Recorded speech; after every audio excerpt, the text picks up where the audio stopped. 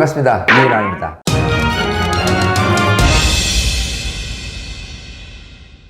종부세에 대해서 전체적인 맥락을 좀 짚어주시죠. 예. 뭐 종부세라는 거는 일단은 전체적인 이제 그 국세로 해당됨으로써 그 재산에 대해서 이제 매겨지는 건데 주로 주택에 해당되는 거고요. 종부세 같은 경우는 이제 노무현 정부 때 이제 시행을 했다가 결과적으로 이명박 정부에서 역시 그때도 리만 사태 때문에 이제 부동산 규제를 완화하는 바람에 좀 유명무실화 됐었죠. 네. 그런데 이제 그게 이제 문재인 정부 들어서 다시 이제 부동산 어떻게 보면 이제 세금 규제 그런 투기 소유를 막기 위해서 강화하는 방향으로 하기 때문에 네. 그래서 이제 종부세 같은 경우가 다시 부활이 돼서 현재까지 이제 일정 부분은 종부세 때문에 좀 이제 고가의 아파트라든지 이런 주택을 보유하신 분들이 조금 이제 부담이 좀 이제 컸다라고 이제 말씀드릴 수가 있겠습니다. 부동산의 이제 종류별로 예. 공제되는 금액이 각각 틀리죠. 예, 원래는 이제 9억이었었는데 네. 이제 1주택자들은 이제 12억 정도까지 해서 네. 이제 그게 상향이 됐기 때문에 네네. 세부담이 이제 상당히 좀 경감이 많이 됐죠. 네. 그 부분에서. 자, 일단 말씀하신 대로 주택 부분 같은 경우는 인별이기 때문에 예. 인별로 각각 9억에 대한 부분이 공제가 된다. 그리고 대신에 이제 1세대 1주택이다. 그러면 1인이 소유하고 있다라고 한다면 12억까지 공제가 됩니다. 자, 근데 이제 그거는 주택 부분이고, 또 토지 같은 경우 이제 두 가지가 있어요. 종합 합산 토지하고, 별도 합산 토지가 있는데, 소위 우리가 그냥 그 임야를 갖고 있다, 농지를 갖고 있다라고 한다면은 종합 합산 토지라고 부르고요. 그거는 이제 공제 금액이 공시가 기준으로 해서 5억이 공제가 네, 되죠. 맞습니다. 그리고 이제 별도 합산 토지 같은 경우는 소위 이제 건물을 갖고 있는 상태에서 건물에 깔린 부분에 대한 토지가 공시가 기준으로 무려 80억이 공제가 됩니다. 자, 그렇게 따지면은 아주 손쉽게 공시가 기준으로 했을 때 소위 이제 주택 같은 경우는요. 예. 부부 공동명의다 그러면은 공시가 18억까지는 예.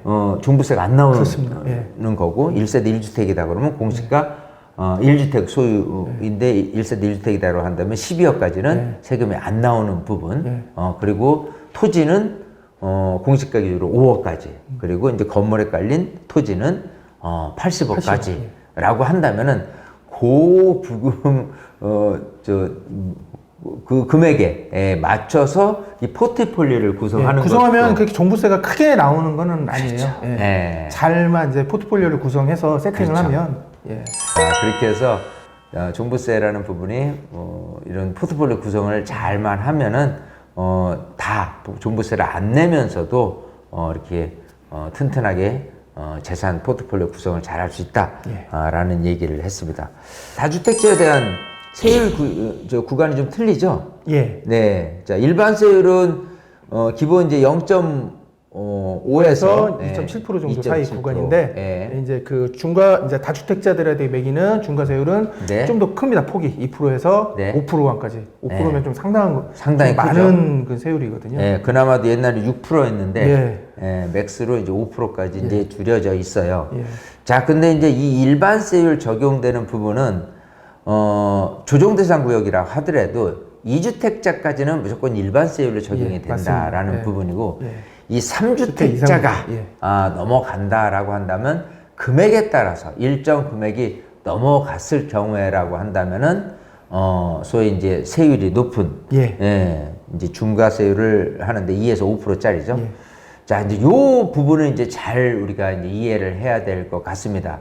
자, 기본적으로 이 과세 표준액이 이제 12억을 넘지 않았을 때는 일반 세율, 그리고 12억을 초과했다라고 한다면 여기서 2에서 5%의 이제 중과 세율을 적용을 한다라고 하는데 이제 3주택자 이상일 경우에 그래서 이제 요거를 이제 계산상 이렇게 살펴보니까 공시가 기준으로 24억을 가지고 있다. 근데 내가 주택이 3개인데 다 합산하니까 24억이고요.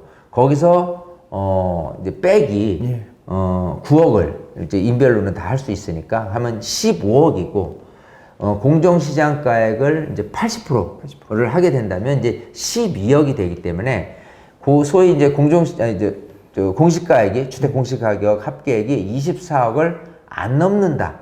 라고 한다면은 이제 일반 세율로 적용된다. 즉 중과세율은 아니다라는 부분인데 여기서 이제 키포인트가 만약에 이제 지금 공정시장가 얘기 나왔는데 워낙 그 2021년까지는 95%를 적용하지 않았습니까? 근데 2022년에 이제 100%로 해야 될 부분을 윤석열 정부에서 이제 그거를 60%로 그 세율을 굉장히 예전 수준은 이제 완전히 돌아간 거죠. 공정시장가에 20년 수준으로. 그렇죠. 그걸 60%로 이제 낮춰서 적용을 했어요.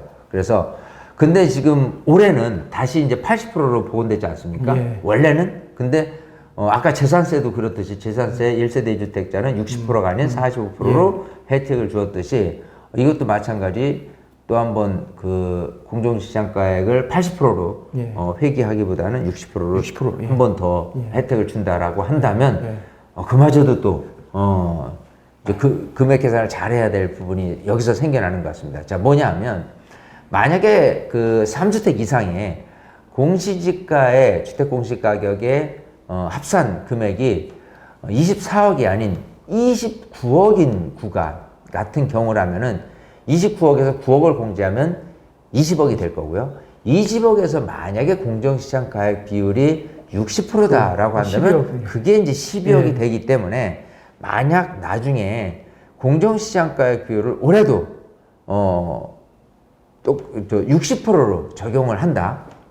종부세에 대한 부분을 라고 한다면 공시지가 주택공시가의 합산이 29억까지는 일반세율 적용 29억이 넘어갈 때 이제 중과 적용인 거고 공정시장가액 비율이 80%다 라고 한다면 24억을 기준으로 했을 때 24억이 안 되면 일반세율 24억을 초과하면은 중과세율 적용한다. 요 점을 여기서 우리가 잘 알고 계셨으면 좋겠다. 공정가격 차이가 결국 이제 5억 원 정도 차이 이제 그렇게 생각하면 되겠네요. 네, 그렇습니다. 네.